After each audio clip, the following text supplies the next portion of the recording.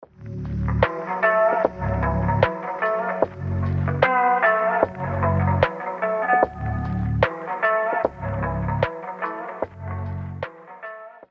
verið velkomin í þennan jólaþátt Lykkjufallsins. Hjartalega velkomin.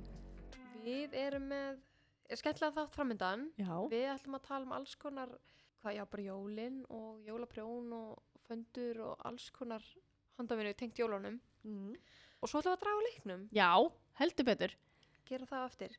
En ef við byrja, hvað séu, Tinna, ert þú jólabarn? Herri, ég er algjört jólabarn. Ég elska jólin og ég á afmæli í byrjun september og ég hef alltaf átt mjög erfitt með að þegar afmæli mitt er búið þá vil ég fara að hlusta á jólalög og helst fara að skreita og svoleiðis.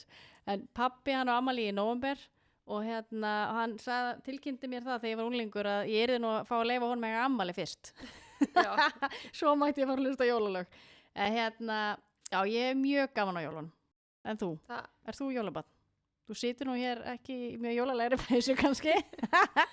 Nei, ég er algjör grins. Og ég mætti mitt í grinspeysunum minni. Ég hef samt aldrei verið í þessari peysu. Ekki? Ég veit ekki okkur í greipana. Ég hugsaði, ég ætla nú að vera smá jólalega, en svo er þetta alltaf bara grinspeysa. Hún er mjög flott samt. Já, takk fyrir. En já, nei, ég er ekki jólabarn og ég man ótrúlega vel eftir því ég heyrði einhvern segja í fyrsta skipti að jólin eru ekki svona hamingja og gleði og yndislegu tími fyrir alla. Og ég hugsaði bara, hvaða rugl er það? Bara, það getur ekki verið. Jólin eru bara, þetta er svo ótrúlega ofta skemmtilegur tími fyrir börn. En svo þegar maður verið fullorðin, þá svona geta hlutinni breyst. Og fyrir mér er jólin svolítið svona, kannski bara stress og kvíði. En svo náttúrulega er þetta líka kannski oft eitthvað sem maður þarf bara að breyta hugafarinu. Já. Og ég er svona kannski svolítið reyna að snúa því við núna. Og sérstaklega ég er búin að gefa út, 6 jólauppskriftir. Vel gert. Þannig að það er svona eitthvað, ég er svona að reyna að búa til eitthvað. Það er bara mjög vel gert. Jólin er náttúrulega bara rosalega mismunandi fyrir hverjum og einum. Já. Og maður bara stíla inn á hvað. Fólk er bara í svo mismundi aðstæðum. Sumir eru að upplifa kannski mikla sorg, kannski fjárhagsáhyggjur, áföll eða jafnvel mitt búa kannski í öðru landi, ekki vera með fjölskyldunum sinni. Algjörlega. Og bara ótrúlega mismundi aðstæður hjá fólki. Þannig að þá líka er rosalega mikilvægt fyrir okkur sem hafa kannski handavinnuna að reyna að gera allt sem við getum að láta hana, eða passa hún sé nærandi fyrir okkur í desember en ekki kvíðavaldur. Algjörlega. Af því hún getur svo sannarlega verið það. Heldur betur. Þannig að ég held að kannski mesti kvíðavaldurinn getur verið þegar við ætlum að prjóna jólagjafir. Já. Og við byrjum alltof seint. Það eru örugglega margir sem kannast við það. Já, alveg pottþétt. Alveg pottþétt. Maður hefur alveg verið þar áður og líka kannski ef maður er búin að tilkynna þegar tala mamma sé að prjóna jólagjafir að fá þá spurninguna, heyrðu, geturðu prjónað á Sigga frænda líka? Nei. Það getur verið erfitt að segja nei. Já, það eru mjög margir sem eiga erfitt með að segja nei. Já. Og það er ekki gott að vera að bæta því kannski ofan og allt í desember. Þannig að, já. Nei, alls ekki. Þannig að við erum að passa að þetta sé svona okkar stund einhvern veginn til að bara ná okkur niður eftir daginn eða næra okkur í kannski. En það er svo mikið að gera, svo mikið að viðburðum, bæði í skólanum og fjölskyldinni, það er allt þetta litli jól, það eru jólakaffi, aðvendukaffi, jólatónleikar, alls konar viðburðir. Heldur betur. Já, þannig að við þurfum bara að passa að þetta sé einmitt nærandi frekar en að taka frá okkur. Heldur betur. En hvað segirðu, hvað finnst þér svona skemmtilegast við jólin? Jólin? Ég elska jólin á þann hátt að mér finnst svo gaman hvað er svona, það er svo mikið skapandi í kringum þau og því að ég elska að baka og ég elska að föndra og allt þetta og mér finnst þetta svona, ég hlusta á músík og ég tengi jólin við gleði og eitthvað skapandi. Og ég fer alveg all inn í því. Það er það sem ég finnst svona skemmtilegast svona eiginlega við jólin og einmitt samveran með fjölskyldu og vinum án þess að náttúrulega má ekki kannski taka yfir að verða stressandi eða þannig en já, ég svona það er mjög mikla gleði út úr allir þessar skapandi hlið. Já. Já. einmitt baksturinnum og Já, varst þú þá ótrúlega góð að pakka inn jólagjöfum, alltaf ótrúlega falla pakkaðinn hjá þér. ekki alveg hvort ég sé ótrúlega góð í því, en mér finnst það mjög skemmtilegt. Já, Ég get alveg sagt það. Já. Af hverju finnst þér þú af hverju segir þú svo grins? já, ég hef bara svona einhvern veginn, já, ég tengi jólin bara við stress og kvíða. Þannig að, já, ég held að það hafi verið 2014, þá sagði ég mig bara úr jólunum í minni fjölskyldu. Ég- Já. Ég sagði bara, ég bara ætla ekki að taka þátt, ég vil ekki að þið gefa mig gjafir og ég ætla ekki að gefa gjafir. Við vorum á þeim tíma öll systkinin fátækir námsmenn, þannig að það var bara vel tekið í þetta. En svo á ég núna frænkukrút sem ég gef þeim auðvitað jólagjafir. En annars er ég mitt ekki mikið í þessu, en mér finnst samt svo gaman margt einhvern veginn í kringum jólin. En bara ef maður hefur tíman og maður getur notið þess. Algjörlega. Því ef þetta er svona bara ofbóðslega mikið stress, þá finnst mér að verða svo yfirþyrmandi eitthvað sem maður verður að gera og ég bara, já, svo erfitt með svona. Já, það er heldur ekki þessi gleði yfir því. Nei, Þú veist, að fara skoða, leita gjöf eða þannig. já, Og það verður meira svona bara, ég þarf að finna eitthvað. nákvæmlega, einmitt. En svo komið kannski ekki út eins og það hafa alltaf verið brjála stress og kvíði á mínu heimilum jólin, þá var það alls ekki þannig, alls ekki. Ég ólst upp í sveit og það var náttúrulega ekki hægt að byrja að borða fyrir bara rúmlega 7 þegar það var búið að mjólka og svona, þannig að jólin voru alltaf bara mjög afslöpuð hjá okkur. En foreldrar mín skildu þegar ég var í kringum 20 og eftir það fannst maður einhvern veginn alltaf bara ótrúlega erfitt eitthvað svona, hvernig ég var að hafa þetta, hvert þið að vera og eitthvað svona og þá ákveði ég bara, heyrðu, ég ætla bara að vinna um jólin, mér finnst það bara þægilegt, þá hef ég eitthvað svona einhver afsökun að koma seint eða jafnvel geta verið að því ég er að vinna, þá verð ég bara í bænum eða eitthvað svona. Og þar held ég hefði smitast alveg ofbóðslega af jólagreinsinum að bæði að vera ég var að vinna á te og kaffi í Kringlunni og bara stressið í andrúmsloftinu það bara, þú veist, það var bara svona ramögnu stemming fannst mér, sumir upplifðu þetta sem bara ég var að vinna með einni stelpu á þessum tíma sem hún fór of bara í Kringluna í desember af því henni fannst svo mikil stemmari á meðan ég var bara guð minn góður, mér bara þú veist, í dag gleymdu, ég fer ekki í Kringluna eftir 1. desember bara, þú getur gleymt í að ég fara þangað. Já. Af því mér finnst þetta bara stuður mig svo svakalega, það var bara brjáli jólatónlist frammi, brjáli jólatónlist inni og allir óslega stressandi, fólk að hlaupa og ég man alltaf svo rosalega eftir einni konu sem að var alveg brjáli út í okkur, við lokuðum klukkan 1 á aðfangadag.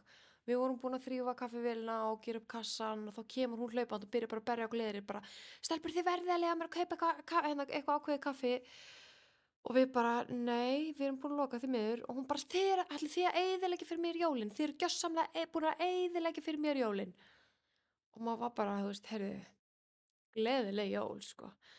Ég man svo ótrúlega vel eftir að hafa litið á klukkuna, hún var 20 mínútur í 1, hún var 20 mínútum á sein eftir að við erum búin að loka og ætlaðist bara til þess að við myndum opna fyrir henni svo hún geti keypt þetta eina kaffi og verða jólin þá fullkomin. Við áttum eftir að ganga frá, fara heim, fara til okkar fjölskyldu, við vorum búin að missa hádegina því við vorum að vinna til rúmlega hádegis, ég átti eftir að keyra upp í sveit og maður bara svona, við vorum líka bara tvítugar, þú veist, við vorum bara, ég veit ekki, ég hef alltaf einhvern veginn fundið ótrúlega til með þessari konu því mér finnst hún bara svolítið vera kannski birtingamyndin yfir stressið sem óbúðslega margir eru að upplifa jólin og það er svo óbúðslega margt sem þú þarft að huga að og oft lendir þetta kannski bara á einhverjum 1 eða 2 í fjölskyldunni að það skipuleggja allt og margir sem setja svo mikla pressu á að allt þarf að vera fullkomið. Algjörlega og það þurfi allt að vera tilbúið fyrir aðfangadag. Já, og bara klukkan 6 þarf allt að vera tilbúið, koma á matinn og allir tilbúin að setjast niður og bara gleðileg jól. Já. En hversu gleðilegt er það ef allir eru bara uppvíraðir af því að ykkur er svo stressaður og allir alveg bara Já, bara algjörlega. Ég vona þetta sé ekki ofn neikvætt og ég komi fram eins og ég sé með algjör grins en Ég ætla að skjóta henni og segja núna mína upplifun af þessu af því að ég búin að búa erlendis síðustu ár og við erum nokkuð systkinin og þegar ég bjó erlendis þá gerðum við það þannig að ég millifæra bara pening á systkinin mín og þau græðu gjafir fyrir börnin sín. Já. Og ég gaf ekkert mikið fleiri jólagjafir á Íslandi. Þetta gaf ég bara fólkinu mínu sem ég var með í Danmörku og og með á aðfangadagskvöldi og svo er ég núna önnur jólum mín á Íslandi og ég eiginlega bara dáist að því og bara sita í endalausri traffík og maður sér alveg bara komið jólastress bara í traffíkinni fyrir að fyrsta var ég ekki eins og bíl í Danmörku þannig að bara sita í traffík yfir höfuð er ekki skemmtilegt. Nei, góður. Og allt þetta, allt í einu ég sem einmitt var að pakka inn jólapökkum í fyrradag og maður er búin að fara út í bæ, finna gjafir eða ég var kannski búin að búa eitthvað til og svo standi ég að vera að pakka þessu inn og að reyna að njóta þess og svo allt í einu fatta ég wow, ég eftir að keyra út öllum gjöfunum líka bara, þetta svo fjarri mínu því að ég hef ekki gert þetta í svo mörg ár eða verið fullorðin á Íslandi var eiginlega bara unglingur þegar ég flutti út og já, ég hef mjög blendnar tilfinningar til þessa jólastress.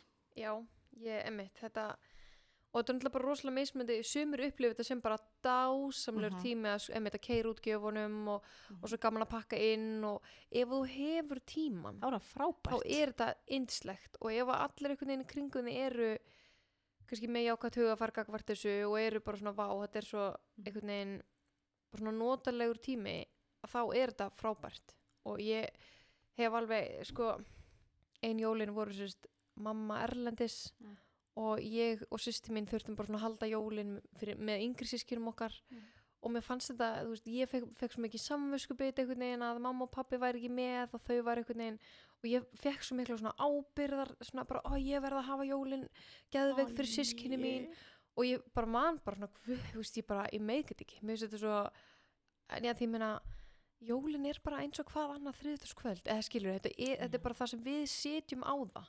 Algjörlega. Það er einhvern veginn, mér finnst það vera svo mikil samfélagsleg pressa einhvern veginn allt þurfa að vera fullkomið að ég meina ef ég hefði boðið með kvöldmat skilur á sunnudagskvöldi þá var ekkert stress en að þetta voru jólin þá varð allt að vera fullkomið og einhvern veginn þú veist þetta er bara svona ég veit ekki, ég var bara svona þetta var ómikið fyrir mig þannig ég hér með skrá mig bara úr jólunum.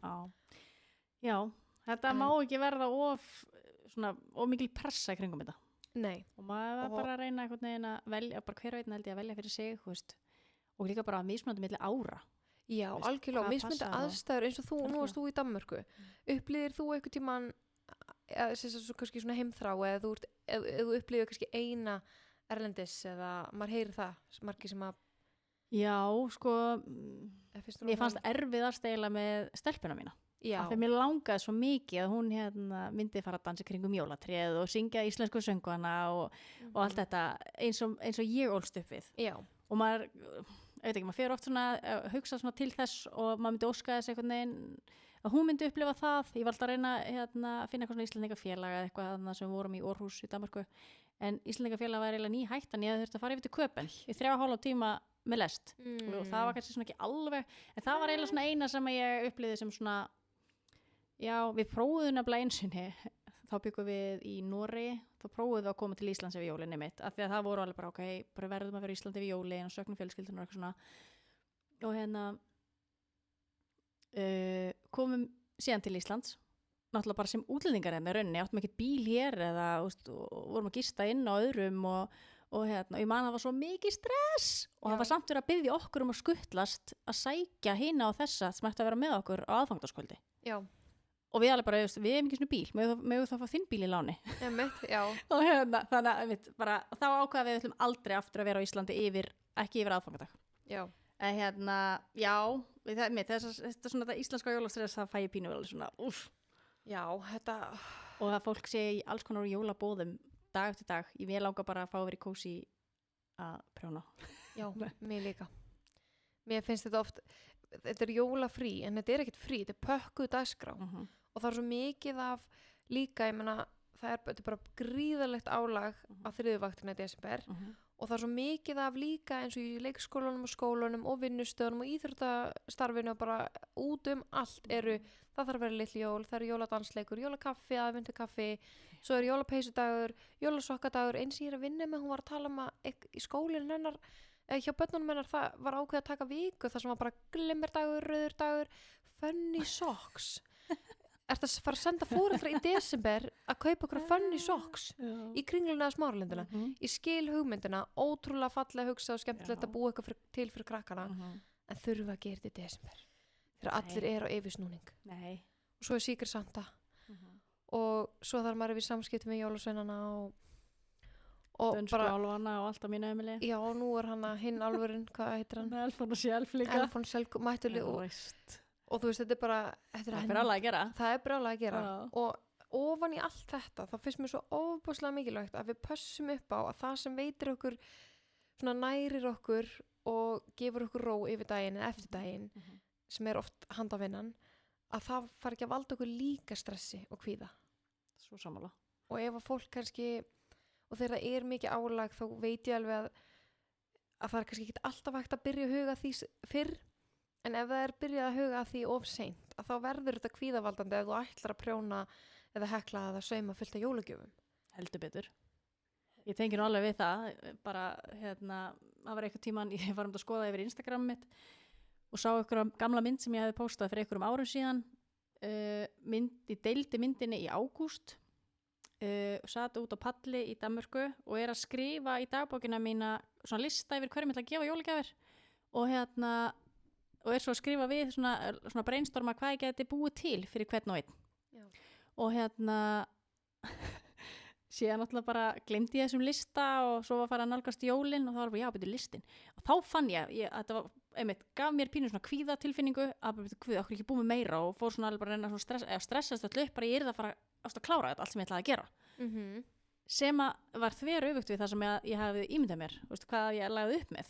Nákvæmlega, byrja svona í kósí já, alveg nægum tíma, já, nákvæmlega nægum tíma já, einmitt, maður það bara vera með þetta og reyna frekar að njóta handavinnar slaka á með hana í staðin fyrir að fara að gefa manni einmitt eitthvað samviskubit eitthvað kvíða, vera ekki ég hefði átt að vera búin að þessu akkur þetta er ekki nógu gott algjörlega. Ert þú að búa til eitthvað jólagjafir í ár eða? Prjóna eða svona eitthvað?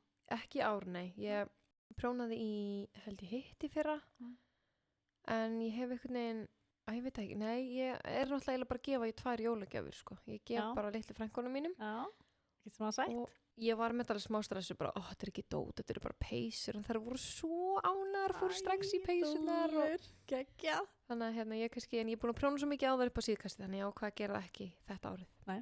En hvað með þig? Herru, já, góð spurning. Ég er hana í mastersnámi og leið og ég var búin í prófunum þessu önnuna þá uppgötaði ég uppskrift frá henni Sjöfn hjá stroff.is.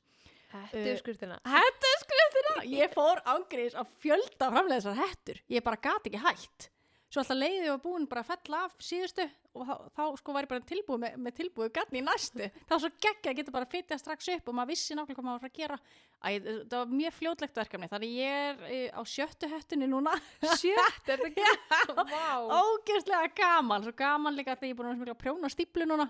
Já. Bara að drukna í þessu námi og fullri vinnu og öllu og þannig hef ekki haft eins mikið tíma fyrir handavinn og ég hefði viljað en þegar ég svona loksins gat lagt eitthvað á hilluna að geta farið að alveg bara klára nokkur verkefni það er alveg, ég er ángriðs alveg í skíunum með það. Já, þú ert þeirna með nokkrar á borðinu fyrir saman okkur þetta er líka ógeðslega flott og sniðug uppskrift. Geggjuð, alveg geggjuð. Já. Svo já, eitthvað meira sem ég er búin að gera jólagjafir ekki meira heldur en það, ekki bili, ekki meira, það er náttúrulega helling og það voru alveg í marga gjafir sem var geðveikt. Já, það búið alveg hrikalega gaman að prjóna þessar hettur og svo sá ég að hún Helga Jóna, hún var líka að gera hettu uppskrift og ég ætla að prjóna hana nefnilega næst. Hún er sko líka geggjuð. Það er svo skemmtilegt að hafa svona minna verkefni á prjónunum, svona auðvitað að grípa með sér. Það var mjög skemmtilegt. En þetta er svona jólagjafir sem ég er búin að vera að búa til í ár. Ok. Já, ég hef nú ekki séð þessu uppskrift sem hún var að gefa út, ég er að kíkja á hana. Já, en þú sýndir í story daginn þegar þú varst að prjóna saman, þá varst að gera svona krans, jólakrans. Já, rétt. Ég var að gera nammikrans þar. Já, hann var ógeðslega flottur. Takk fyrir. Það er að horfa á hann hérna. Hann er svolítið gyrnilegur. Herðu, já, en þegar hann tala jólagjafir, ég var einmitt að búa til svona nammikrans bara rétt áðan með dóttur minni. Já. Og nú vona ég bara að kennarinn hennar sé ekkert endilega að hlusta, eða þá hún sé að hlusta og væri ótrúlega spennt. Að við vorum svolítið að búa til nammikrans til að gefa kennarinnum hennar á morgun. Og hvað það sætt? Já, það er nefnilega svo geggjaðir, maður getur nefnilega gert stóran og einmitt hengt upp eða látið liggja borðið eða eitthvað og svo líka hægt að gera bara litla hringi og hengja til þeim sem skraut á pakka. Einmitt. Og eða hengja á jólatrið eða hvað sem er. Þannig að það var algjör snilld. Og þetta er svona jólaskraut sem er bæði lítið vel út og það er líka notagildi í því eða svona maður getur smakkað á því. Heldur betur.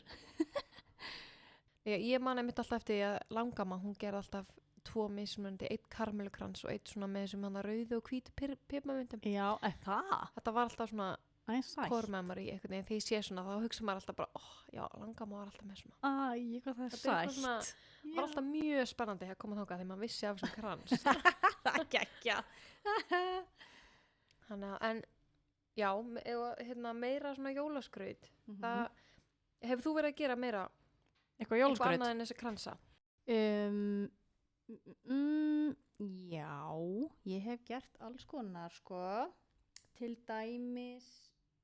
Herðu, það sem ég hef gert af jólaskrauti, það er, í Danmörku þá fekk ég alveg æði fyrir því að flétta úr pappír, svona jólastjörnur.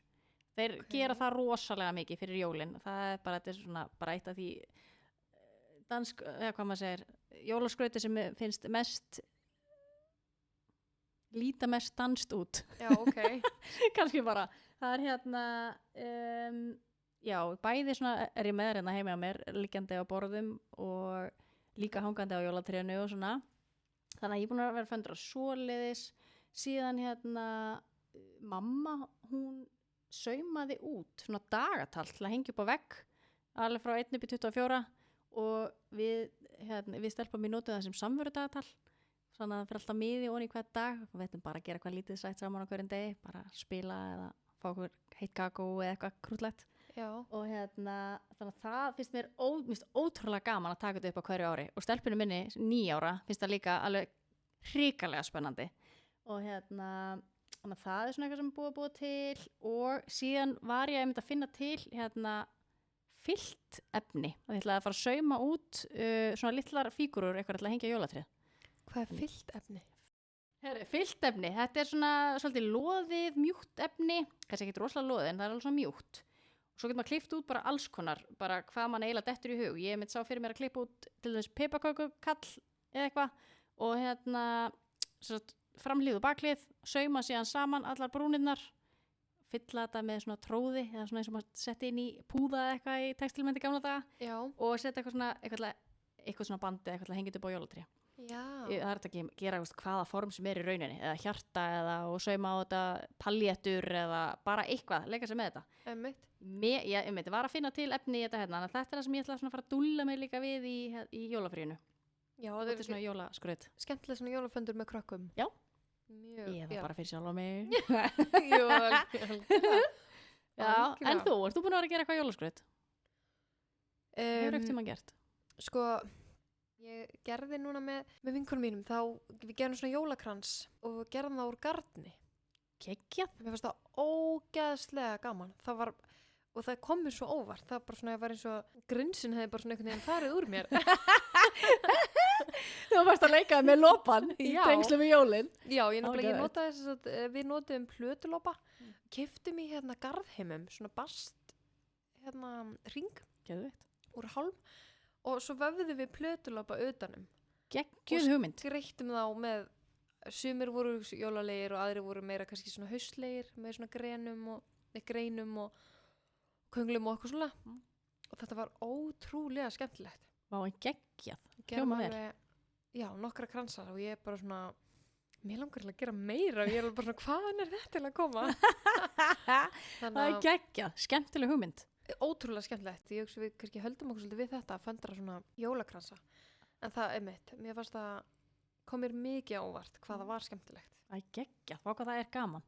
En það er einmitt þetta, að komast í þetta flæði, þetta Já. skapandi flæði, þar sem maður er bara einhvern veginn með eigin hugsunum og bara leyfi sér að búa til bara einmitt hvaða efni við er ég með Einmitt, og hvernig, já, bara hvar vil ég stilla þessu upp, hvar vil ég hafa þetta. Það er alveg, þetta gefur svo mikið. einmitt. Það er bara svoleiðis. Vorum líka saman svolítið bara svona, ok, hvernig við hafa þennan og enn þennan þegar við erum með mismundi garn, liti og eitthvað. Það var líka ótrúlega gaman. Vá, Við gaman. verðum svona að gera þetta saman einhvern veginn. Mm.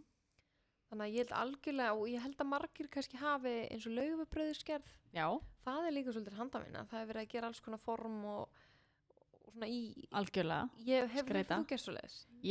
Góð spurning. Mér langar svo mikið að gera svoleiðis. Ég var að reyna að skipuleggja með fjölskyldunni í ár. Það hefnaðist í miður ekki. En hérna, ég hef einu sinni gert svona, þegar ég var krakki.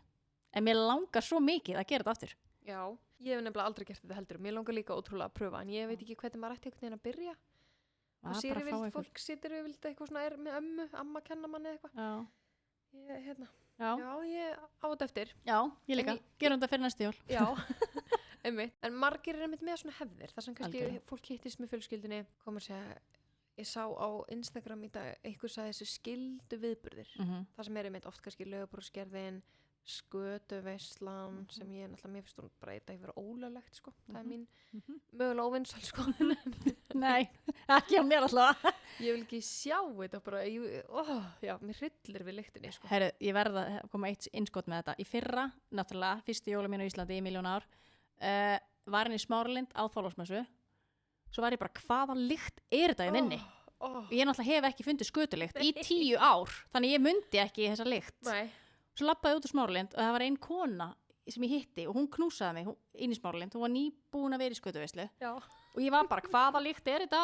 Svo labbaði út á Smáralindinni með þessa lykt á mér. Ég bara, nei, hættu. Þá myndi ég skatan. Þetta er ferlegt. Þetta er hrikalegt. Já. Ég er bara, En, já, já, þetta er hefð sem ég skil ekki. nei. En einhvern þykir vandum hana og Já, það er frábært. Hún er vinsæl, þannig að það er greinlega margir ósamala þessari skoðun. Mér finnst nefnilega fallegt þegar maður sér á samfélagsmiðlum að fólk, þú veist, já, eins og við tölum um áðan, það getur alltaf verið yfir þyrmandi, það er mikið kannski að vera í desember.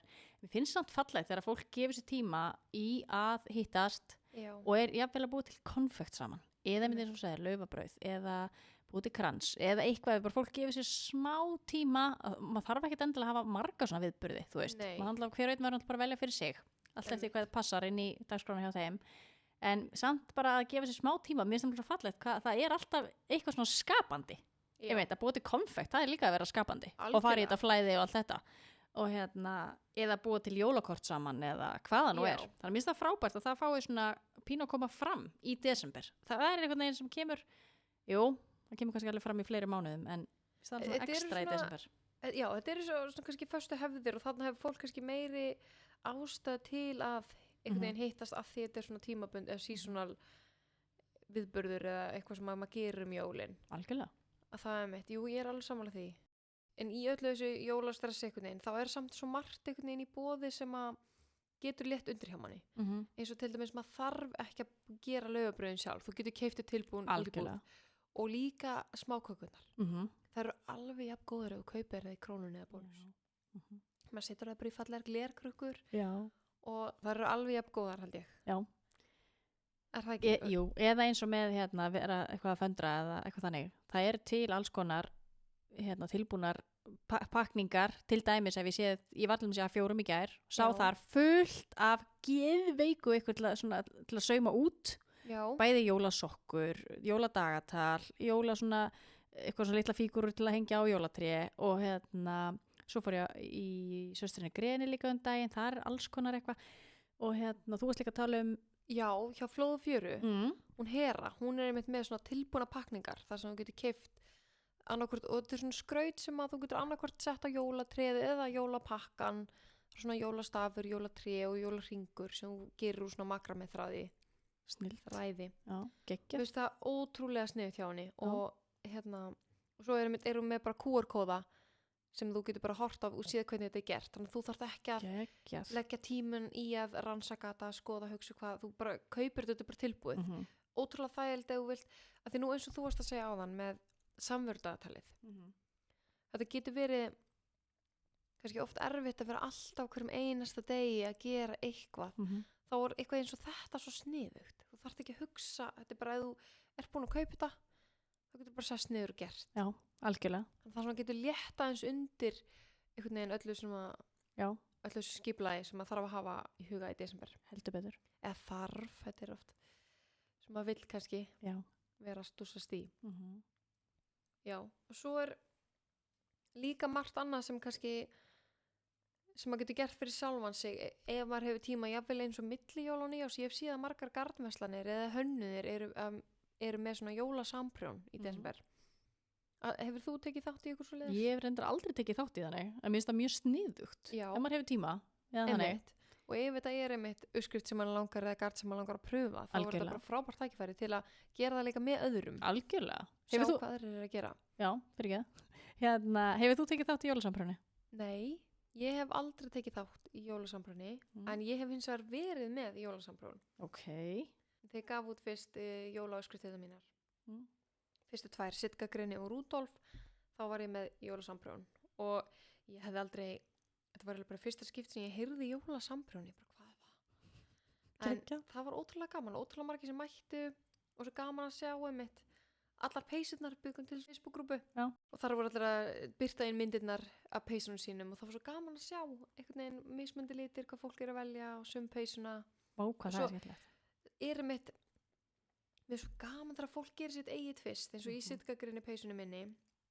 Þetta er svona jólatri og svo er ég með svona einhverja punta og línur fyrir ofan. Og það var svo margar sem gerðu það til þess kannski höfðu trén græn og svo var hitt blátt eða átt að vera norðurljósin. Ok, geðveikt. Og var að setja glimmer og sumar saumuðu svona jólakúlur í trén og það var svo ótrúlega gaman einmitt í svona samprjóni, þá sér maður bara hei vá, þetta er geða skemmtileg hugmynd. Algjörlega, það er ekki hugmynd. Já, fengi svona hugmyndi frá öðrum, þannig að það er mjög gaman að vera að prjóna á sama tíma okkur aðrir. Þannig að ég held bara þegar maður sjálfur að gefa út uppskriftir þá er svo erfitt að vera að prjóna eftir ykkur aðra því ég hef svo mikið hugmyndum í kollinum sem ég langar að koma frá mér. En mér finnst þetta ótrúlega skemmtileg hugmynd. Og einmitt eitthvað sem þú gerir þá fyrir sjálfa og jafnvel eftir, mér er svo flott að því flesti sem ég hef séð eru með þetta milli jól og nýjárs. Og þá er svo ótrúlega flott einhvern veginn að þá er kannski, er það, ég vona það sé meiri slökunartími, þá er svona kannski mesti undirbúningurinn búinn og þá getur fólk svona verið að njóta og gera eitthvað fyrir sjálfan sig. Já, það hljómar alveg rosalega vel. Já, mér finnst það mjög sniðugt, þannig að en ég hef ekki séð, ég hef reynda bara séð held ég 1 jólasamprjón. Svo hafa líka margir verið að prjóna með jólapeysuna saman og jafnvel ekkert endilega í jólasamprjónu heldur kannski byrja bara í október, nóvember og eru þá að prjóna jólapeysuna eins og vinkonuhópar. Algjörlega. Prjóna allar eins eða eitthvað svipað, mér finnst það ótrúlega gaman líka að sjá. Það er mjög skemmtilegt. Það hefur verið þannig að það sem ég er að vinna. Það hafa verið að prjóna saman, svo mæta þær allar í peysunni sinni. Það er geðveikt gaman að sjá það. Já, það er ótrúlega gaman. Líka maður sér einmitt inn á handaða. Oft er þetta bara eitthvað 20 konur eða eitthvað, 20 einstaklingar sem eru bara í sömu peysunni. Það er svo gaman að sjá. Mér finnst það geggjað. Mjög skemmtilegt að sjá það. Ég mynd líka eins og sagðir þegar mér finnst líka gaman þegar fólk gera svona pínu kannski sitt tvist eða sína liti. Eða kannski, maður bara mér finnst mjög skemmtilegt að sjá það. Já, nákvæmlega. En hefur þú verið í að prjóna jólapeysur eða svo eru líka, ég hef séð margir með svona jólaskotthúfu, svona barna, mér finnst það vera eitthvað voða vinsælt. Það er, mér finnst það mjög vinsælt. Ég hef ekki, ég hef prjónað 2 jólapeysur, leta reyndar frá mér því miður í Danmörku áður en ég flutti til Íslands. Þannig ég fekk fyrir jólapeysu daginn í vinnunni, þá fekk ég gefins eina peysu frá einni samstarfskonu minni sem er ekki, hún er reyndar ekki handprjónu, hún er bleik á litin, hún hafði notað hana í svona ljótu jólapeysu degi.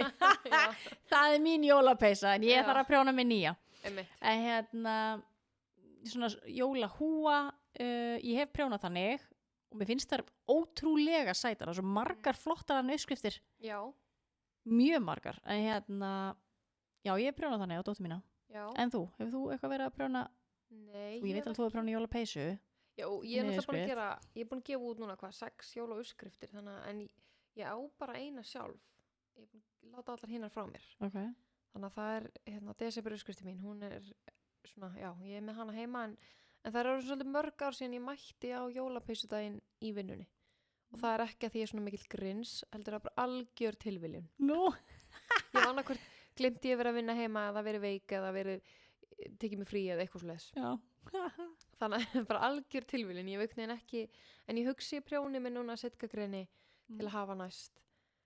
Hljóma vel. Af því, já, ég er svona að reyna með þetta eins og ég sagði hann, hrista grinsinn úr mér. Ekki að vera lengur í þessari fyrstu sem ég er í núna.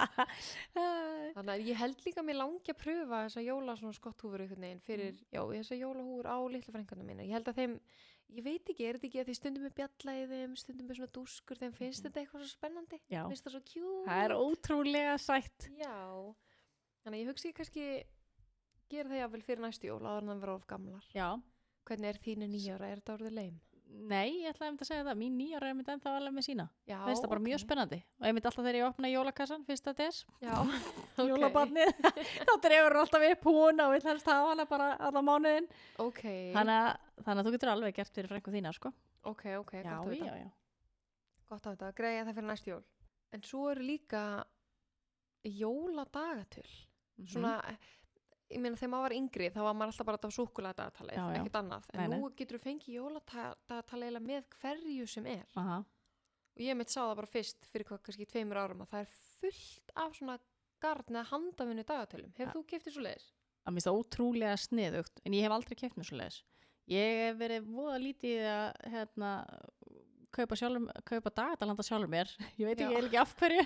Nei. Það ég væri rosalega til í að prófa það samt. Já, Og maður sér að það er alveg alls konar dagatal í boði. nefnilega. Og Það er ótrúlega gaman. Hvað er mismunandi? Já, algjörlega, bæði frá íslenskum aðlum og erlendum. Já. Það er bara, Já, bara ótrúlega, bara geggja að sé svona mikið úrval einmitt af svona handavinnu dagatölum. bara ótrúlega gaman. Ég hef sjálf ekki keypt mér svona vegna þess að ég er svo svona limited, hvað þá á íslensku? Ég er svo svona Takmörkuð. takmarkaður prjónari. Ég vil bara prjóna á 4 mm. Ég nota þá 5, ég prjóna svo fast og 7. Þannig að ég raunir bara léttlöpa og álafóslöpa prjónfestuna. Ok, mjög gaman að heyra. Já, en það er svona, kannski, þá hefur maður minna úrval eða síst, Já, það er svona hef ég verið hrætt við að vera að kaupa mér eitthvað svona því að ég vil ekki vera að fá eitthvað gatt sem ég nota svo aldrei. nei, ég skil það. Já, ég það kannski skoða betur fyrir næsta ár. Það gæti alveg verið að maður kannski lifi sér. Já, Leyfir sama sér. hérna. Já, Sama lifi hér. sér í daginn. Já.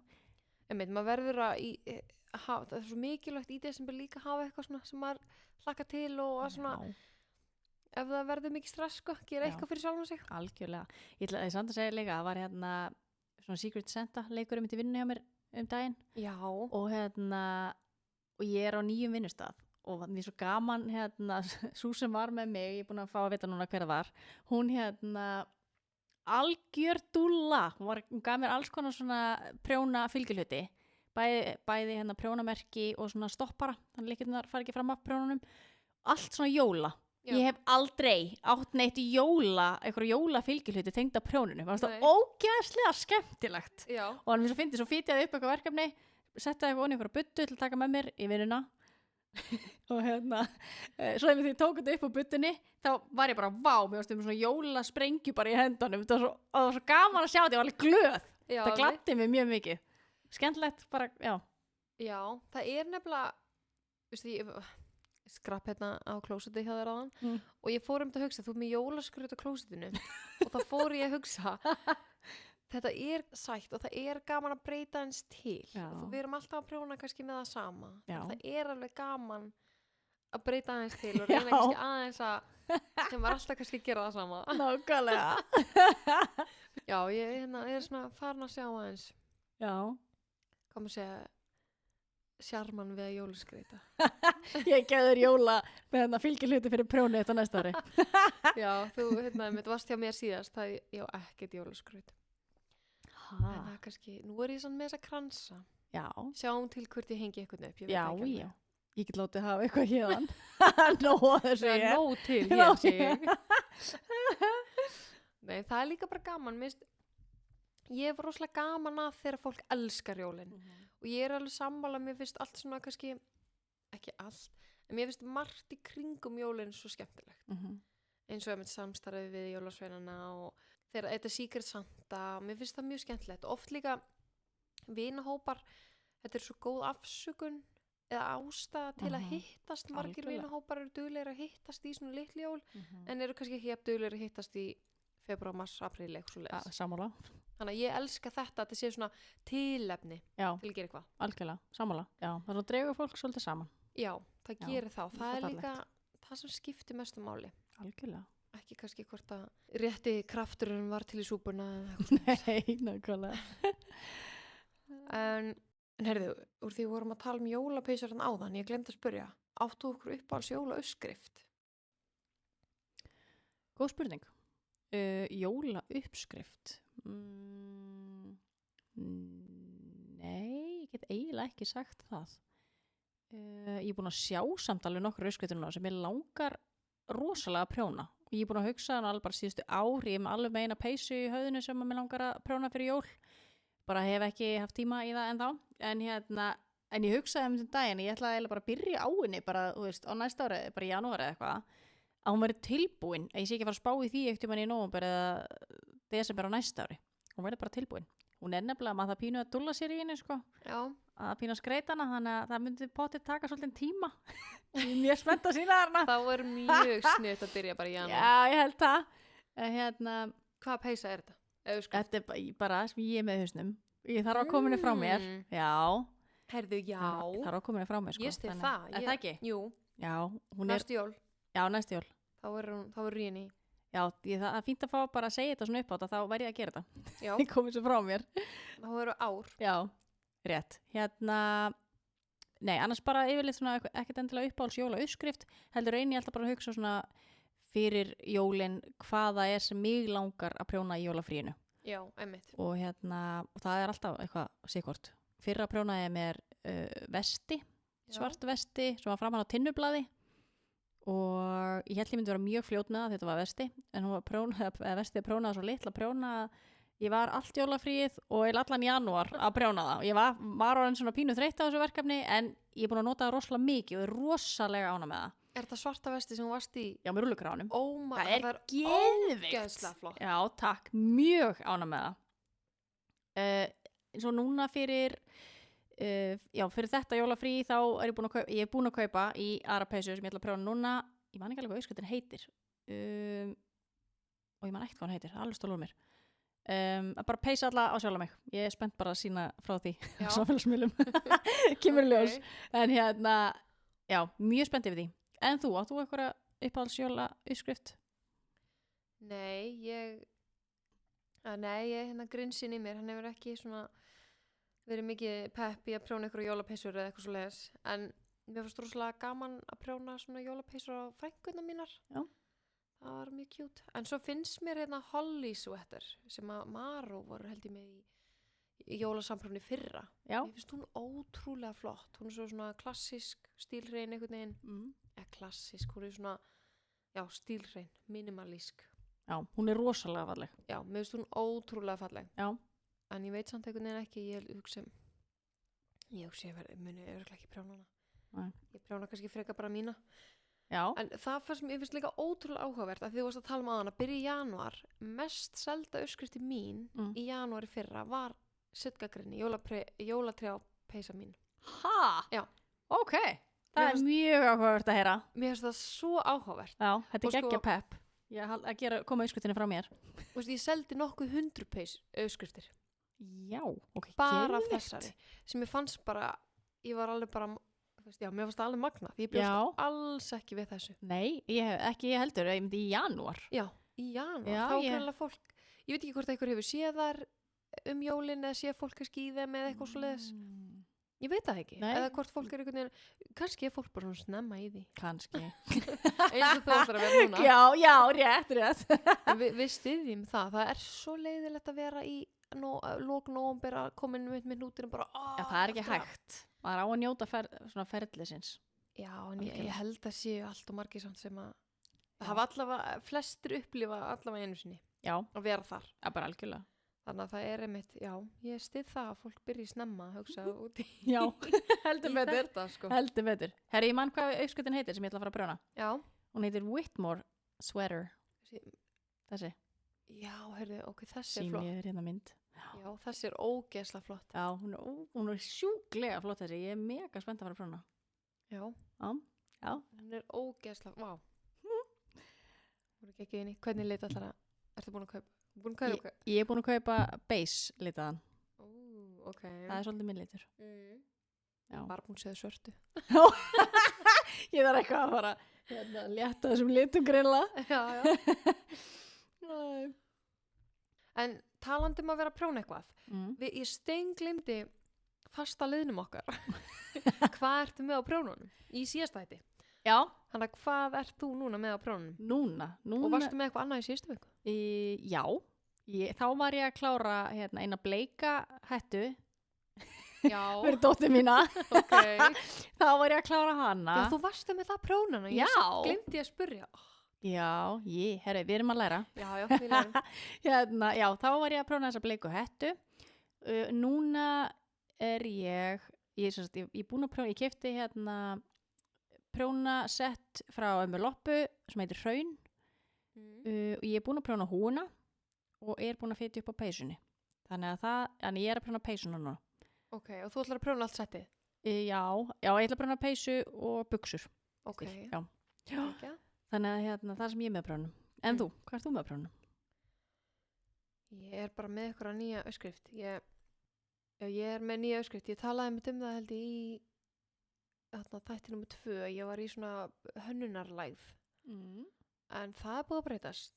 Það bara hrundi yfir mig eitthvað. Ég er búin að vera að teikna alveg á fullu nýjar uppskriftir. Þannig að ég er að vinna í nýri. Ég er að reyna að vinna í, ég er búin að fá svo mikið af fyrirspurnum hvort ég sé með karlmanns uppskriftir. Og uppskriftin minn eru í raun allar unisex. Þannig að ég er svona búin að vera að vinna í því að prjóna uppskriftir á, ég er búin að fá frænda minn sem ætlar að módelast fyrir mig. Geggjað. Þannig að ég er að prjóna núna peysu sem passa á hann og það er eina af þeim sem kom. Þá er ég búin að vera að hugsa, ok, ég þarf að gera eitthvað meira svona, kannski masculine eða, en margar uppskriftir eða mörg munstur passa bara fyrir hvert sem en svo kannski eru ykkur sem meira svona kannski feminine og önnur meira masculine. Þannig ég er svona einhvern veginn búin að vera það er alltaf búin að koma til mín á fullu. Geggjað, mjög spennandi. Já, ég er spennt að sjá. Einmitt, hlakka til að taka myndirnar á honum. Það er alltaf að koma. Ég kom með alveg ykkurar fjórar peysur. Æði. Þannig að já, það er það sem ég er með á prjónunum. Vel gert. En svo er ég líka búin að vera að hugsa, ég fór í Maró um daginn og var með þetta því mér langar svo að pröfa. Ég náttúrulega bara í lopan. Já. Mér langar svo að pröfa eitthvað nýtt.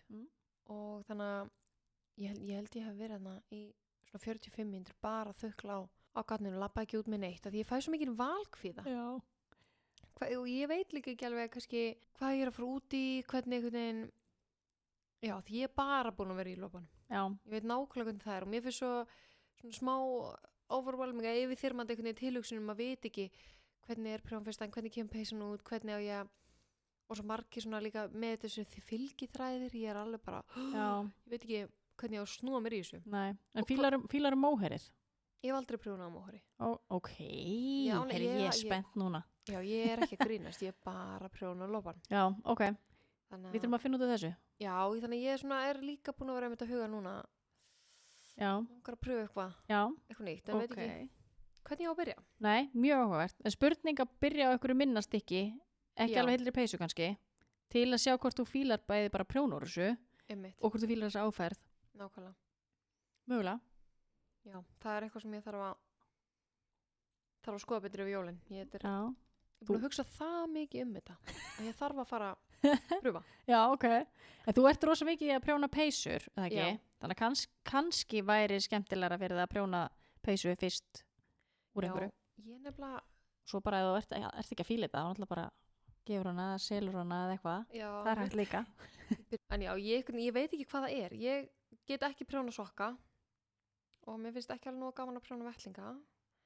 Þannig ég veit ekki, ég bókstala bara í peysu og lopapeysun. Já, en það er líka bara geggjað. Þú ert bara að finna hvað þú fílar og þetta er eitthvað greinlega sem veitir þér ró. Algjörlega. og einmitt kemst inn í þetta flæði og allt þetta, maður þarf ekki að vera í öllu, þú veist. Og það, eins og þú varst Við að finnum tala bara áðan með hetturnar frá Stroff, ég veit nákvæmlega, ég þarf ekki alltaf að vera eins og, þú veist, prjóni fyrir mig er svolítið svona, ég vil ekki alltaf vera að hugsa eitthvað nýtt. Nei. Það er svo gott að geta bara gert það sem maður kann og þakkir, eins og þú þarf ekki að fylgjast með uppskriftinni. En svo er líka bara mismunandi, þú veist, hvað er maður að gera í lífinu, er maður á slauptekinn og eins og til dæmis svona, meðan ég var í náminu mínu, þá gat ég ekkert verið að prjóna með. Nei. En það sem ég gat prjóna, það var einmitt eitthvað sem að ég vissi nákvæmlega hvað ég var að gera. Ég hafði engan tíma eða space í heilanum mínum að fara að finna út úr uppskrift. Einmitt. Þannig ég er yfirleitt með 2 prjónaverkefni í gangi og aldrei meira en það, út af því að þá klára ég ekki neitt. En ég verð svo spennt yfir þeim, en ég er alltaf með 2 verkefni í gangi. Eitt sem að ég get bara sest niður og prjónað og þarf ekki að hugsa, af því að sumir dagar eru bara þannig, mann langar bara að fá að slaka á. En svo er alltaf með annað verkefni, það sem að ég þarf að finna út úr nýri uppskrift, skilur. Ég þarf að lesa mig gegnum hana, þarf eitthvað að telja eða auka út hér, þarf eitthvað og þá grípi ég það verkefni þegar ég hef meira bara pláss í huganum fyrir það. Já, það er enda mjög sniðut. Já, mér finnst það mjög þægilegt. Að vera með þeim mitt. Já, því ég held að ég sé ennþá bara, ég er ennþá bara að vinna mig svolítið eftir, ég er ennþá svolítið að vinna mig úr burnoutinu, ég er ekki alveg komin 100%. Og það finnst mér mitt oft svona yfirþyrmandi ákvörðun að taka hvað á ég að prjóna næst. Já. Og þá var svo gott að taka bara eitthvað sem ég þarf ekki að hugsa út í. Ég bara byrja. Algjörlega. Ég þarf kannski bara að hugsa hvað er margir lykkjur, þá veit ég hvað ég á að gera. Það er bara algjörlega dásanlegt. En líka bara geggjað að þú hefur fundið, að þú finnir þig í prjóninu, að það gefið þér svo ró. Þú veist, og það hjálpa manni náttúrulega að byggja sig upp aftur. Bara algjörlega, það er svo mikið. Já. Og þó er einmitt að maður kannski eins og þú núna búin að vera að prjóna sömu uppskriftina, en það eru allar í mismundi litum, mismundi garni og þannig það er ekki alveg eins. Nei. Og það er eitthvað neginn svo gaman líka og maður fær svona, maður er kannski að prjóna eitthvað og bara, mér langar að prjófa þessa liti og maður geði ekki þessum litum. Algjörlega. Það er eitthvað neginn gefur manni frekar en að vera að eyða orkunni og vera orðin þreytt og svona overwhelmed yfir í bara eitthvað svona hvað á ég að prjóna. Já, ég þoli ekki þeim þegar ég lendi í þessu. Já, ég sest kannski eftir langan dag, sest í sófan og er tilbúin að fara að prjóna og ég lendi í því, en hvað á ég að fara að prjóna? Já. Eða kannski er ég búin að kaupa gatnið og er með uppskriftunum tilbúna en ég þarf að fara telja og lesa í uppskrift kannski klukkan 10 kvöldu eitthvað. Þá fæ ég alveg bara svona, mér langar bara að prjóna. Nákvæmlega, mér langar bara að setjast niður og bara byrja. En hörðu, við fórum svolítið út allt í þessar spurningu, langur útúrdúr, ef kom okkur aftur yfir eitthvað jólalegt. Já, heyrði jú. Hefur þú fengið eitthvað handprjónað eitthvað tímann í jólagjöf? Eða handgert eitthvað? Já, ég hef fengið 3 pör af vettlingum. Ok. Mamma keypti eitthvað tímann í hvað heitir þetta? Blómaseturinn á Borgarnesi. Hún selur stundum svona hún er oft með svona handprjónað eitthvað alls konar. Hún keypti ótrúlega djúsi vettlinga handa mér þar. Kekjað. Og svo var mamma fyrsta kærasta míns. Hún gaf mér, held ég bara eitthvað 2008 eða eitthvað. Hún gaf mér 2 pör af handprjónuðum vettlingum sem ég á bara og nota reglulega ennþá í dag sko. Æ, hvað var sætt. Þannig að mér fannst það mjög flott gjöf. Já. Þannig að dýrmætt. Já. Og bara sér ekki á þeim í dag. Þannig að góðir svona handprjónaðar ullarvettlingar, þetta klikkar ekki sko. Nei. Já, en ég hef ekki fengið neitt annað, það er bara þetta, svo náttúrulega það er svo mörg ár síðan ég hætti skræðum úr jólunum, sko, þannig að nei, það hefur ekkert verið neitt meira, en hvað með þig?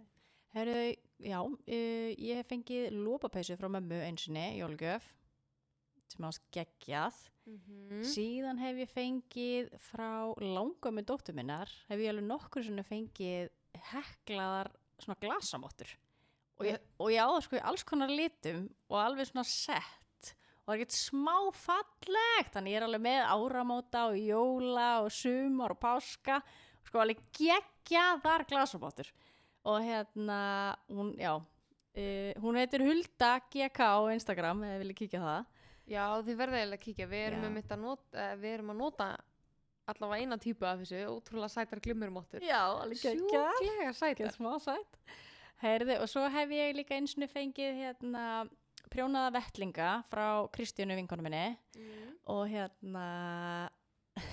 og mér fannst svo geggjað að hún náði nefnilega ekki að klára í tæka tíð fyrir alveg bara þarna aðfangadag og það vantaði annan þumalinn Já. á annan vellingin svo sagt Já. og mér fannst svo geggjað að hún skildi hafa gefið mér að þannig og svo sagði hún bara, ég klára hann bara eftir jól sem var svo geðveikt Þetta er bara, já. maður þarf ekki að setja þess að pressa á sjálfan sig að vera vakandi þetta langt fram eftir til að ætla að klára mér finnst það geggjað. Mér finnst það líka. Já. Þetta er bara algjörlega, í stæðan fyrir að vera bara að missa svefn og vera í ykkur panikja ná ekki að klára. Algjörlega. Bara setja þetta, pakka þessu ókláraðin, jafnvel með prjónunum í.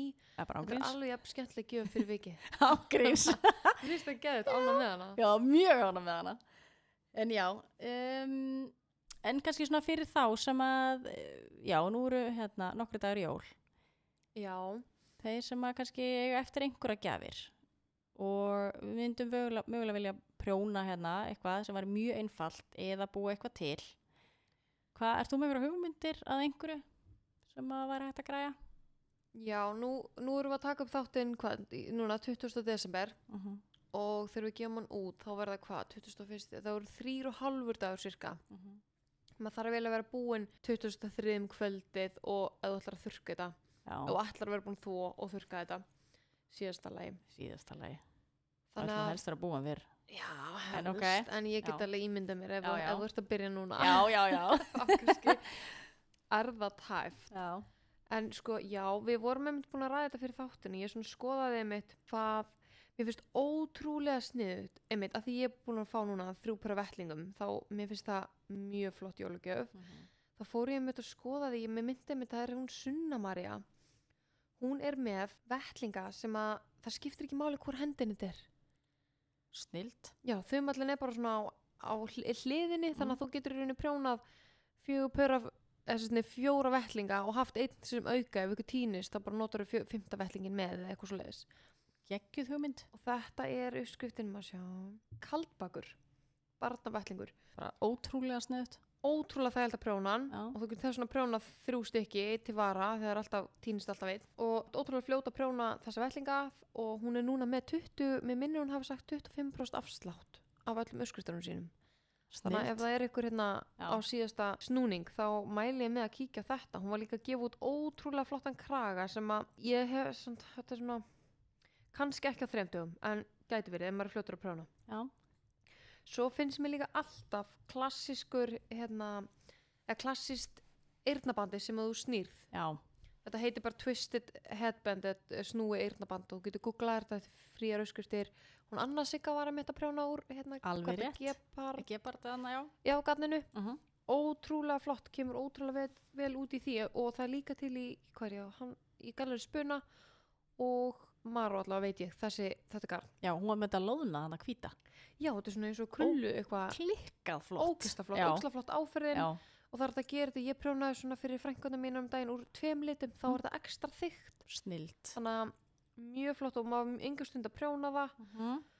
Og svo er ein sem hefur prjónað fyrir mig. Hún er ég veit ekki hvort þú séð eitthvað þetta á Instagram, Game of a Wool. Þetta er nýr breskur svona þáttur svona prjón. Og ógeðslega skemmtilegt konsept. Ég hef ekki séð þetta. Nei, ég hef ekki hort á þetta, en þetta er bara búið að vera á Channel 4. En loka þátturinn er núna, aldrei í þessari viku, hún er einmitt í top 3, hún Elísa. Og hún var í einum þættinum með, hún kallaði þetta Marple Scarf, M-A-R-P-L-E Scarf. Og þetta er ótrúlega sætt og einfalt að prjóna og ég get alveg ímyndað mér að þetta er kannski svona metrislangur trefill, þú þarf ekki að hnýta hann heldur binduru eða þú treður öðrum endanum í gegnum hinn og þetta er bara svona rétt einhvern veginn utan hálsinn. Mjög svona öðruvísi en mjög sætur trefill. Mjög kjút. Ég sé fyrir mig svona lítinn baby trefill. Já, hann er svona lítill, hann er ekki eins og sófískarfa því sófískarf þarf að binda hnút. Þessi fer svona í gegn og endanir eru svona breiðari þannig að það eru svona sæti dítilar í honum og ég held að maður sé mjög fljótur að prjóna þetta þannig að já, þetta var svona það sem mér datt helst í hug en hvað með þér? Þú með ykkur, ég meina þessar glasamottur eru sjúklega sætar til dæmis líka Já, það eru geggjaðar og það eru líka bara allan ásins ring og Það eru einmitt ótrúlega fallegar í bæði jólapakka og bara tækifærisgjafir og allt. Já. Og þær eru að koma, hún setur á nokkrar í einmitt handheklaðar, bara handgerðar, setur á nokkrar í pakka og setur þetta ofbóðslega fallega frá sér. Já. Og já, þannig að það var svona eitt sem að ég myndi kannski segja sem hugmynd. Já. Ef manni vantar jólagjöf núna. Svo datt mér líka í hug því ég var að spá í þessu. Til dæmis er þetta prjóna svona scrunchies, eða svona hárteyjur. Já. Eitthvað svona, ef maður hugsa eitthvað svona lítið, fljótlegt. Einmitt. Mér datt í hug einmitt prjóna, einmitt svona hárteyju, eða einmitt prjóna ennisband og einmitt inn á síðunu minni undir blogg, þar setti ég einhvern tíman prjónað ennisband með slaufu og uppskriftin er þar inni, frí og myndband með. Þannig að já, og alveg bara hvernig þú fitjar upp og allt bara frá að til upp, bara eins og myndböndum mín eru. Já. Þannig að ef maður er kannski líka byrjandi eða þannig, mann er langar að prófa, þá er það þokkalega fljótlegt verkefni, einfalt. Einmitt. Hægt að kíkja á það. Já. Og svo væri náttúrulega góð hugmynd að prjóna húu. Já. Það, ég er einmitt akkurat á eftir að fara að opna fyrir frítt netnámskeið inn á síðunum minni, þar sem maður hægt að annarkvæmt að læra að prjóna húu eða byrjandi, eða maður bara kann að prjóna, þá er tilvæglega að kíkja hann inn og það er frí húu uppskriftaninni og kennslu myndbönd alveg með hvernig maður prjónar þessa húu. Og húan er náttúrulega alveg frekar fljótlegt verkefni, þannig að það gæti líka verið hugmynd. Já, til að klára svona rétt fyrir jól. Já. Mér datt líka í hug maður hefur líka ég fór aðeins svona á Pinterest og var eitthvað svona aðeins að brainstorma og maður hefur séð líka svona eins og til dæmis að búið að taka saman eins og í svona blómavönd, þá búið að setja svona dokkur onni ógeðslega kjút gjöf. Ég var svo til í svona gjöf sko. Já, ég líka. Já, það er hann að vera hægt að gefa, það er einhver handavinnu unnandi sem ætlar að gefa, þá væri það geggjuð hugmynd. Já. Svo náttúrulega getur það líka verið eitthvað sem er ekkert endilega prjónatengt. Það getur líka verið, þú veist, að perla, ég til dæmis með þetta fyrir fram mig, sem að dóttir mín gerði, að perlað bara svona ferkantað spjald. Já. Og þetta er hvað heitir þetta? Milla, já. Takk, stólum mér. Já. Millu spjald. Og ég þarf alveg bara að setja mynda á Instagram eftir alltaf að sína kannski nákvæmlega hvað ég er að meina.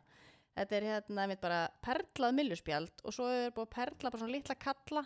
Já. Þú veist, ótrúlega sætt. Þetta er sjúklega kjút. Og líka þú veist eins og að gefa kannski af eða eitthvað fyrir börnin, það er ótrúlega sætt. Nákvæmlega, og einmitt maður er kannski pínu að leita eftir einhverju samveru með börnunum næstu daga og þá er þetta snilldarverkefni. Já. Já, ég teki, svo maður bara hugsa líka bara, til dæmis hugsaði bara einmitt að kaupa bolla, mögulega maður hefur tíma þá er hægt að mála á hann eða krakkar geta mála á hann eða eitthvað og svo er þetta að setja onion, kakó eða sykupúða eða það er alls konar hægt að gera. Já. Já, eða gjafabréf á einhver prjóna eða handavinnu námskeið. Mér fannst það líka geggjuð hugmynd. Já. Það er að kaupa það og fá það sent bara með þið sami. Hægt að prenta það út og bara rúlla því upp og setja krulluband í kringum eða bara senda það með tölupóst af viðkomandi. Það er líka hægt. Það er líka hægt. Já. Þú ert með það ekki, það er að kaupa gjafabréf á heimasíðunni þinni. Jú, passar. Maður færi það sent bara einmitt samstundis og einmitt, maður ræður hvort það brendur út eða hvað. Ég er líka með á minni og þá maður ræður hvort að þú færi það sent sjálfur sem kaupandi eða þú getur látið senda það á þann sem þú ætlar að gefa. Maður setur bara inn e-mail eða netfang sem að gjafabréf sendist á. Já, ótrúlega sniðugt. Já, það er mjög sniðugt, þá getur maður einmitt bara valið. Já, mjög sniðugt. Og flestir er ekki flestir sem er að gefa út uppskriftir og líka gardbúðir og það eru flestir bara með gjafabréf ef maður er alveg komin á síðasta snúning. Algjörlega. Þá er það alltaf mjög, þú veist, einmitt, ef maður hugsa hvað vill handavinnu fólk. Já. Það er, gjafabréf er alltaf safe. Algjörlega. En já, þú hlýtur að eiga allavega eitt uppáhalds jólalag. Já, ég áreindar eitt uppáhalds jólalag. Ok. Og þetta er, mér hryllir við jólalögum. Sorry, afsaki þessa neikvæðinni Ég elska hvað eru mikla andstæður í þessu. Elska jól og grinsinn situr á móti mér. Ég vann alltaf afgreiðslustörfum í alveg svona kannski 6 eða 7 ár jólin og ég bara fekk ofnæmi fyrir jólum. Það var alltaf sömu eitt lag sem að ég hef alltaf geta þólað og alveg fundist svolítið gott. Ok. Og það er Ef ég nenni með Helga Björns og mér svo fyndi að þetta er mest svona kontroversal jólalagið Hversu fyndið? og það er svo mörgur sem er bara, þetta er ekki jólalag, þetta Já, er já. geðveikt lag Þetta er geggjalag. og ég tengdi alltaf svo því ég var yngri, ég tengdi svo rosalega mikið við, hann er bara að syngjum og hann er ókslega fátækur og hann langar að gefa kærustunni sinni eitthvað geðveikt en hann hefur bara ekki efni á því Æi. og mér finnst það svo svona, ég bara Já. elska þetta lag þannig að Það og er gaman. heyrður, ég sagði ég elska þetta lag, það er kannski Já. en ég fæ alltaf, þegar ég heyri það þannig að í bjöllunum Já. þá fæ ég alveg bara svona og stundum er ég meira svo svona að svona rökra við sjálfum mig bara, nú skipti ég mér á og svo bara, nei, þetta er gott lag Þetta er gott lag. þó þetta segir jólalag en ég fíla Helga Björns sko, þannig að Já, hann er geggjaður. ég meira svo let eina áskrift heita ef ég nenni af því að Ok, ég elska það. eftir þessu eina jólalagi sem ég finnst gott Ó, það er geðveikt. en hvað með þig, þú ert náttúrulega alveg jóla Já. og kannski mörg getur þú valið, eitthvað eitt Já, ég get sagt eitthvað eitt. okay. Sko, þegar ég var lítil að þá gaf systemi mér jólageisladisk með Mariah Carey. Ég man alveg framan á myndinu var hvít og mynda Mariah Carey í rauðum jóla einhverjum fötum og ég hlustaði á hana geisladisk á repeat alltaf, bara allan desember því ég var krakki, alltaf sama geisladiskin og ég hef alltaf gert það og svo bara náttúrulega áttum maður ekki lengur geislaspilara og þá var það bara komin á Spotify þannig ég held að hlusta á hana disk alltaf á repeat en svona eitt lag sem ég finnst alveg uppáhalds með henni, með Mariah Carey, það er All I Want For Christmas. Já, is you. Já. Einmitt, Já. Það er svolítið kjút. það er mjög vinsælt jólalag. Já. Þegar ég heyri þetta lag, þá hugsa ég alltaf til Sigga Gunnars. Ok. Hann var með spinning í vörklass fyrir nokkrum árum. Og hann leta okkur alltaf gera eitthvað svona dansrútinu við öll lögin sem hann var með. Og svo náttúrulega í desember þá var hann með þetta lag og ég var náttúrulega bara nei, anskotin hvað þurfa að vera með jólalag hann gerði því svo skemmt alltaf þegar kom ACU og þá áttu að benda á hann alltaf Ok, það er geggjað. fasta ákist Geðveikt. þannig að þá er ég komið svona ok, jú, ég bros alltaf þegar ég heyri þetta lag Ok, ég er mjög ánægð að heyra það. þannig að já, það er með mig þetta er að koma, ég finn þetta Já, mjög gott, ég er mjög ánægð með þetta. það er grinsinn hjá mér Já, hægt gott. rólega Já. Ég ætla að halda fram að vinna í þessu, ég get alveg sagt það. Nei, þetta er alltaf bara svona þú veist, hugafar sem maður getur bara breytt hverju sinni eða sérst, maður getur ákveðið að bara svona, heyrðu ég ætla bara að hafa gaman að þessu Já, algjörlega og líka bara muna að reyna þetta eru mismunandi kringustæður hjá öllum nákvæmlega að reyna bara á þessum tíma ef maður mögulega getur að reyna að njóta þess á þann hátt sem bara passa fyrir hvern og einn já, og hvað tíma hefur maður einmitt langar mann að föndra eða baka eða einmitt bara að þetta verða ekki íþingjandi eða þannig nákvæmlega það á að vera næs og alls ekki, bara aldrei bera sig saman með aðra Nei, guð mig góður og einmitt þessi, ég tek bara ofana fyrir hvernig það var áður fyrir og veit alveg að sumir renn í því bara jólarhengjarning og skipt út gardínum og öllu þessu, bara ég skil ekki hvernig fólk hafi tíma fyrir það líka. Nei, ekki Ég vil frekka fókusa bara á að baka og föndra og eitthvað. Já, einmitt Það er það sem það er þessar minningar, það man engin eftir því hvort það var eitthvað rík á gardínunum Nei, eða hvort það voru engin. Nei.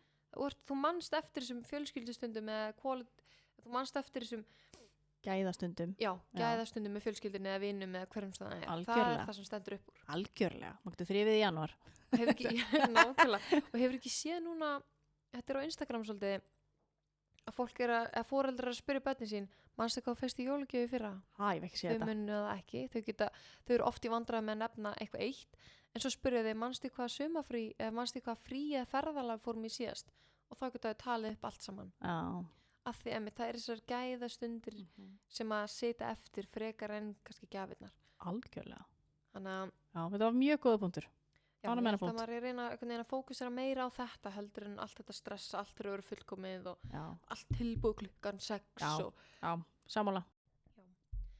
En já, herðu, nú fyrir það eins að líða á seinni hluta þáttarans hjá okkur og eigum við svona, ég ætla kannski að bara taka það fram að þetta bara eins og með allt, að við erum bara að gera okkar besta, okkur langar að geta gefið út þætti aðra hverja viku. Við gáum náttúrulega út í síðustu viku svo aftur núna því okkur langar að gera hana jólaþátt. Já. En kynningaþátturum varð að koma fyrst. Já. Þannig að planið svona vonandi í janúar og þegar líður næsta ára verði annað hver en við bara gerum okkar besta. Og ætlum að hafa gaman að þessu.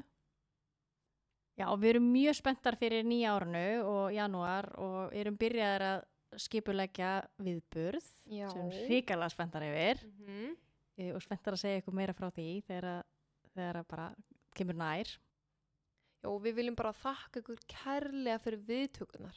Já, getur smá ánægðar. Hvað gaman, og svo gaman hvað þið voru duglega að taka þátt í gjafaleiknum og líka við sjáum það bara á tölunum, hlustenda tölunar, þeir eru bara gjössanlega búin að fara fram úr öllum okkar viltustu væntingum. Já. Hvað það er gaman. Það er hrikalega skemmtilegt. Það er líka bara hvetur okkur áfram að meðan þið hafið áhuga að hlusta þá erum við mjög spenntar að vera með fleiri þætti og við erum líka, kannski að segja, við erum konar með annan viðmælanda. Já. Sem kemur mögulega í janúar, februar. Já. Sjúklega spenntar fyrir því. Hrikalega spenntar. Vindum okkur í gjafaleikin. Já. Þú ert með síman, þú ætlar að taka hérna screen record. Já, maður sjá svona. Við deilum svo í story. Já. Screen record komið í gang. Ok.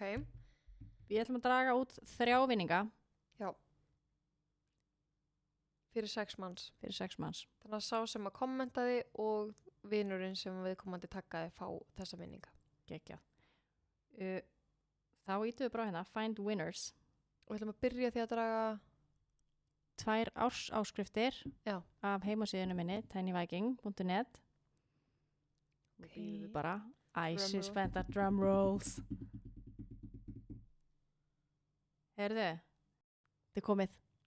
Ok. Komið. Hann dró allir í einu. Ok. Heyrðu, fyrsti vinningshafi sem að fær 2 áskriftir, sérst fyrir sig og þann sem hann takkaði, er Erna Kjar, heitir það sérst á Instagram, og hún takkaði Agnes Ásta 09.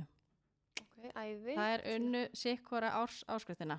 Til hamingju með það. Til hamingju. Heyrðu, næsti vinningshafi sem að unnu uppskrifta eigin vali á heimasíðunum minni lopamöstu.is eru Agnes Ásta 09 og hún kommentaði Jenny Kamila 53. Ok, geggjað. Yes. Og næsta er Inga Dís G og kommentaði hennar Guðlaug R. Til hamingju. Við munum taka þá sem voru dregnir út í póstunum og byggjum ykkur að hafa samband við okkur, senda okkur skilaboð. Þannig að ef fólk er með svona prívat, þá getum við ekki sendið ykkur skilaboð. Nei, rétt. Þannig að við byggjum ykkur að senda okkur. Herðu, bara ótrúlega gaman. Við munum deila þessu screen recordi í story. Og erum við ekki bara múin að jólasnóa í bili? Jú. Ég held að þetta sé bara komið gott fyrir þennan þátt. Já. Við heyrumst svo bara aftur í janúar. Já, heldur betur. Og tökum ykkur skemmtilega umræðir þá. Hlökkum bara sjúklega til að vera með ykkur áfram á næsta ári. Heldur betur. Og hitta ykkur svo vonandi á okkur viðburðum. Já. Þannig að við segjum bara gleðileg jól. Já, og óskum ykkur innilegra góðrar hátíðar. Hafið það sem allra best með ykkar fólki. Og munið bara að reyna að njóta eins og hægt er. Já. Og með endilega taka okkur eða þið er að gera eitthvað handavinnu í jólafríinu. Það væri ótrúlega gaman. Endilega. Já. Það er svo gaman. Ég er búin svo ánægð með hvað er búin að vera duglega að taka okkur. Það gefur okkur svo mikið. Ótrúlega skemmtilegt. Það er mjög skemmtilegt. Já, ekkert smá. Já, bara væri ótrúlega gaman að sjá hvað þið eruð að prjóna jólin eða hekla eða sauma. Það væri ótrúlega gaman. Þannig bara gleðilega hátíð.